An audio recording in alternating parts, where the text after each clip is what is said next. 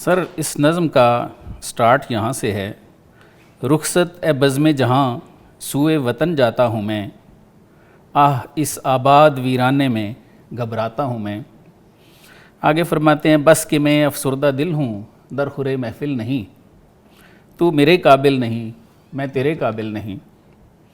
مدتوں بیٹھا تیرے ہنگامہ عشرت میں روشنی کی جستجو کرتا رہا ظلمت میں۔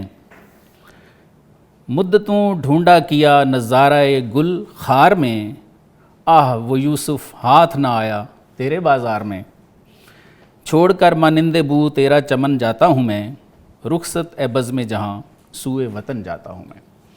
سر یہ ارشاد فرمائیے کہ علامہ لوگوں کو چھوڑ کے، دنیا کو چھوڑ کے کہاں جانا چاہ رہے ہیں اور کیوں جانا چاہ رہے ہیں؟ بسم اللہ الرحمن الرحیم۔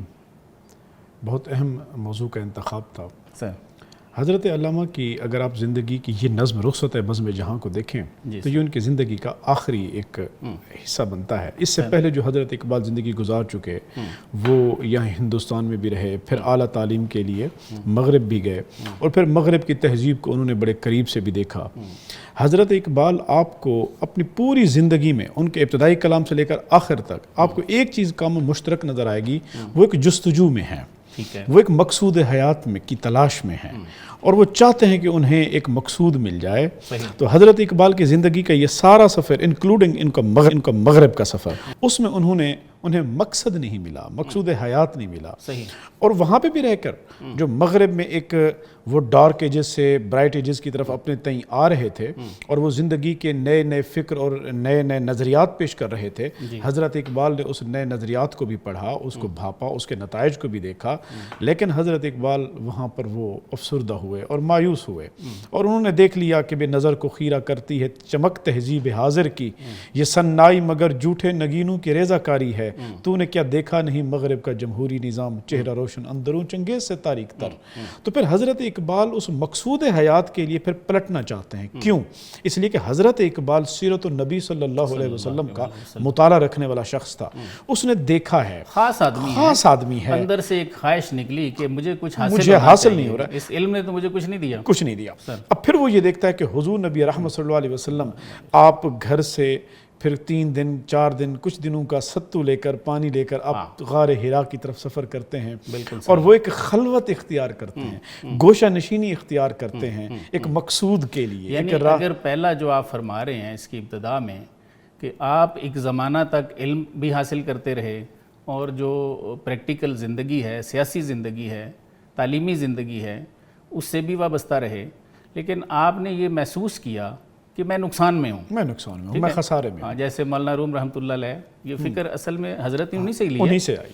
تو آپ فرماتے ہیں نا کہ نئے بگفتست آن سراج امتاں، کیا امتوں کے اس سراج نے، اس سورج نے نہیں فرمایا کہ ای جہاں و آ جہاں رزرتاں، کہ یہ جہان اور اگلا جہان آپس میں سوکنے ہیں۔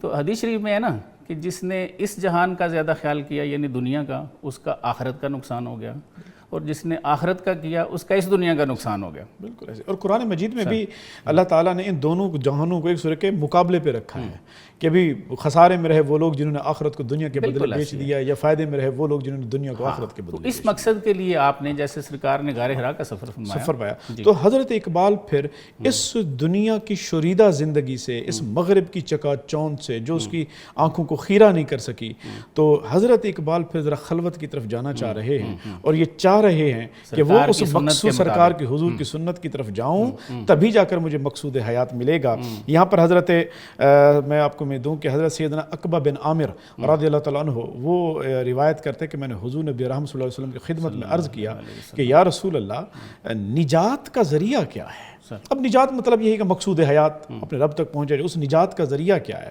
تو حضور علیہ السلام نے 3 حل بتائے۔ سرکار نے ارشاد فرمایا کہ اپنی زبان کو قابو میں رکھو۔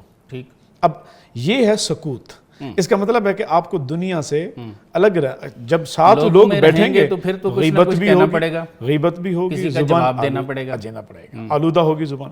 دوسرا ارشاد ہے کہ اپنے گھروں کو لازم پکڑو، اپنے۔ اب یہ ہے گوشہ نشینی، یعنی کہ آپ نے زیادہ لوگوں کے ساتھ میل جول نہیں رکھنا، اپنے کام سے کام رکھتے ہوئے آپ نے گھروں سے لازم پکڑو۔ تیسرا ارشاد فرمایا اپنی خطاؤں پر आंसू बहाओ। अल्लाह अकबर। यानी अब आप गोशा नशीन भी हो, अब आपने गोशा नशीन मुहासबा है, फिक्र में पड़ोगे, अब तुम्हारा जहन दौड़ेगा अपनी ज़ात के ऊपर, गोशा नशीनी तुम्हें फिक्र की तरफ लेके जाएगी।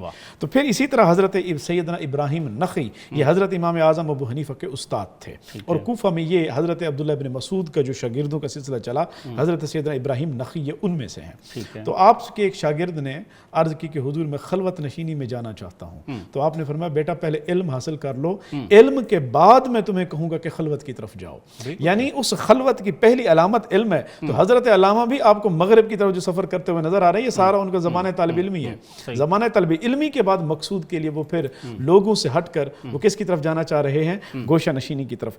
सूरत मुज़म्मिल जिसमें हुजूर नबी रहमत सल्लल्लाहु अलैहि वसल्लम रात को उठ उठ के इबादत करते हैं, या अय्युहल मुज़म्मिल कुमिल लैल इल्ला कलीला, वहाँ पर अल्लाह ताला इरशाद फरमा रहा है इन नाशिअतल लैल हिया अशद्दु वतअन व अक़वमु कीला, कि बेशक ये जो रात है, फरमाया इसका उठकर पिछले पहर रात को उठकर इबादत करना ज़्यादा इंसान को मुशक्क़त में डालता है, और जब इंसान पर ये ज़्यादा दबाव पड़ता है तो फिर इंसान के अंदर जो बात निकलती है वो खूब सीधी निकलती है। अब फिर वो फिक्र है जो उसको राह की तरफ लेके आएगी। तो हज़रत इकबाल बुनियादी तौर पर इस वजह से लोगों से निकल कर खलवत की तरफ जाना चाह रहे हैं ताकि मकसूद हयात को तलाश किया। बिल्कुल ठीक, बिल्कुल ठीक। और आप सल्लल्लाहु अलैहि वसल्लम की सुन्नत की जैसे अल्लामा ने खुद ये इरशाद फरमाया ना कि मुस्तफ़ा अंदर हिरा खलवत गजीद, हुजूर सल्लल्लाहु अलैहि वसल्लम ने गारे हिरा में खलवत इख्तियार फई, मुद्दत जुज़ खेशतन कसरा नदीद, और एक ज़माना अपने अलावा किसी को नहीं देखा। बिल्कुल ठीक है।